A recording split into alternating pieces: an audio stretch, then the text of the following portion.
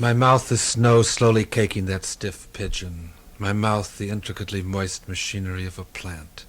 I have forgotten if I ever had a mouth. I have two mouths, one like warm rain or wind manipulating the worn limbs of an elm.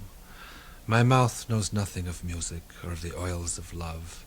Its shape is the shadow of innumerable pigeons, its words at times their bones. My eyes too know of shadows, and of the delicate hairs of my grandmother's heart, and of the plums of puberty, and the shadow of the eggs inside the woman who moves immemorially through clover past the wheat fields and alfalfa and the 1890 Roman Catholic cemetery near the farm in Palis Park. My eyes know the blue shadow of the one desire. The mind does not. It is an animal, an ignorant, ambiguous, talking as it must with many voices. I walk toward you as if wading through the waves in somebody else's dream. I shall survive this death, even though the heart is a shadow of a bone or thick glass. My mouth quick with many bees. My mouth quick with many bees. Paul Carroll reading one of the works from his new collection of poetry, Odes. Ralph Mills, in a recent issue of Book Week, Chicago Sun-Times, said a collection of Paul Carroll's poems has been long overdue. It's a pleasure at last to have this volume in hand. Paul is one of Chicago's more celebrated poets. He's a friend of poets, too. He's editor of the Big Table, part of Follett Press here in Chicago. Well, Paul, as you read this particular poem, it occurred to me, childhood always comes in. Who has it said that the poet has the dead child in him somewhere? I forget exactly who it was, but it's true, yeah. It's not only a dead child, it's also a living child in there. There's an angry child, and there's also the child that has that incredible sense of the wonder, like what is it? Like, here we are, and no one knows why we're here or where we're going, and the child says, like, what is grass? That child's in the poet, too. Yeah. Paul Carroll, of course, being a poet, has perpetually, continuously that sense of wonder. Paul, before I ask about this work itself, and you read from it, and we'll interpolate with pieces of music, your odes, poetry itself, is there in Chicago and the Midwest, you're a factor, of course, and if there is a resurgence of interest, you're a factor. Is there a definite resurgence of interest in poetry here, or is it imagination?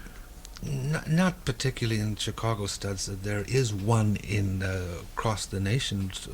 When I think of when I was a young poet, it was pretty grim. I mean, as far as anyone buying poetry or caring about or coming to a reading, the readings were inhabited usually by ladies with furs and menopause, about 5, and kind of sissy guys.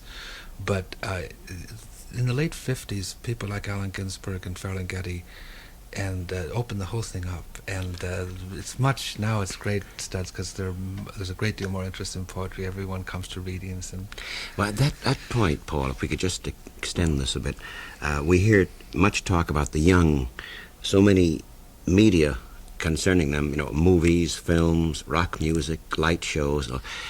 We're told now and then that they read less, but perhaps this is so, but as far as poetry, there's a leaning more toward poetry than toward prose. Oh, yeah, I think so very much. I do teach at schools now and then, and very much so, Studs, yeah. Like you teach at Columbia College here, and you were a guest lecturer, a writer-in-residence for time at the University of Iowa workshop. And I also am visiting professor, as a matter of fact, at the University of Illinois here. I teach a workshop in Chicago. And, there's a great thing with music, as you know, and part of that is the lyrics. Like Dylan is, I think he's a great young American poet, Bob Dylan. And there's a whole scene there with a lot of the young students read poetry, a lot of it. Yeah. It occurred to me that it might be fitting to, in your poem, Ode to the Hippies by way of gloss on the text, and this is the title, and quote, he was born with a gift of laughter and a sense that the world is mad. Now, this is there are various sequences in your book of odes here. There are various stages in which you've written them of your life and creativity. Is that it? Mm-hmm. This is a recent one, actually, Studs. It was written in the spring of '68, and I'd like to read it, and I'd like to, before I read it, maybe give a very brief description of some of the a background that went into the poem, so it'll be clear, when you hear it. I was in New York.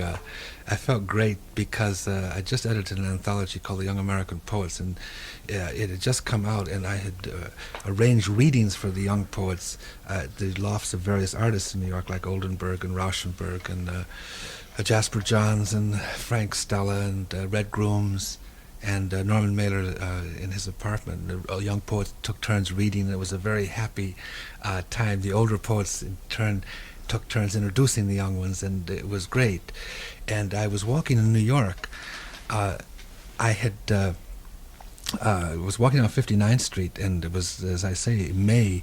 The beautiful kind of spring was coming, and I saw a placard on a building between the St. Moritz and the Plaza, and it said William Dean Howells used to live in this at a townhouse here in 1900, and on this site. And Howells is like one of my real hero studs, and I talked to him in the poem, and the reason why he's a hero of mine is he was the greatest editor of his day. He came out of the Midwest, and he came out of Martins Ferry in Ohio. And he became very sophisticated, and he was the editor of the Atlantic Monthly and of Harper's, and he was a great editor. But there was something about him, like he never forgot. He came from the Midwest, and he was, as a result of which, he had that ability to dig what was new in his own terms. For example, in Howells's time, there was a great deal of talk by Emerson and some of the other literary mandarins. All of this gets into the poem. This is why I'm spending a little time on it. A lot of talk about there had to be an indigenous American literature. We've got to cut the ties with Mother England and write our own literature. Or in this case, Mother New England. Mother New England, right? And along came Mark Twain, and by God, he had done it. But it's one of those sad but typical kind of reactions. Along came the thing itself, and Emerson and Lowell and Margaret Fuller and some of the other New England mandarins of letters looked at Twain and said vulgar. It's sweaty and it's ungrammatical, and William Dean Howells said, He said, that's a classic right in our own backyard. And he had the same kind of experience a few years later with Stephen Crane.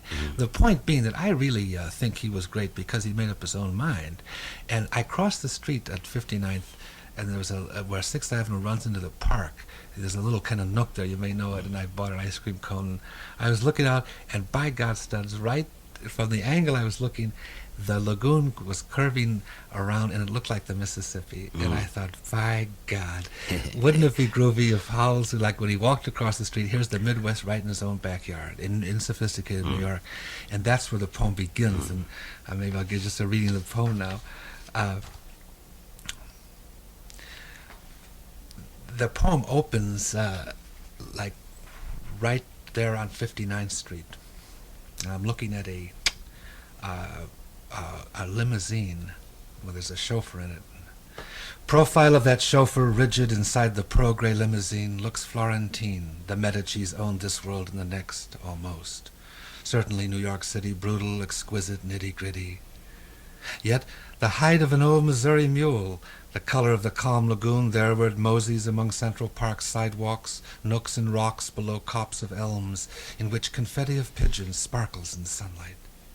Howells, were you amused when you strolled across the street from your new townhouse on 59th near 6th and saw, leaning from this concrete bridge or enjoying a Havana on a bench, this bit of the Mississippi smack in the middle of New York?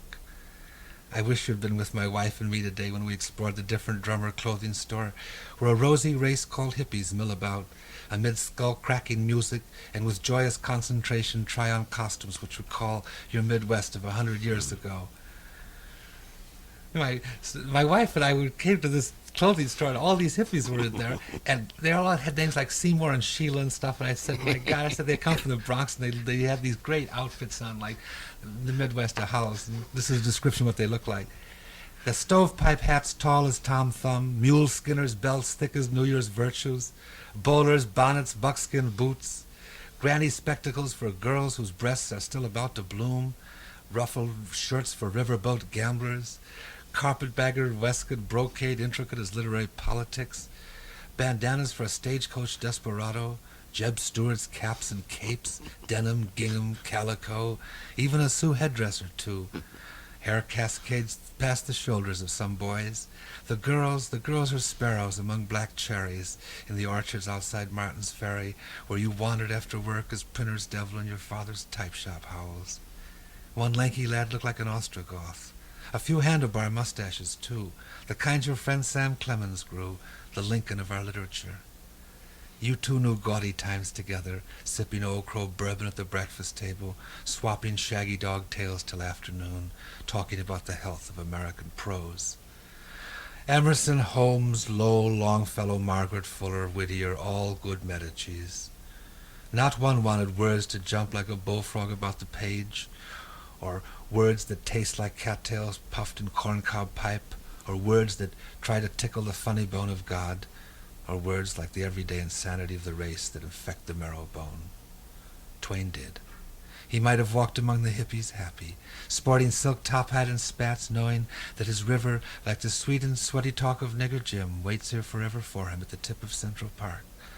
And while Mrs. Clemens and his daughters order high tea in the plaza, Twain might have cocked that hat and spit and let her rip for all the hippies of bullion with their babies and their music in the grass. Willie WaHoo!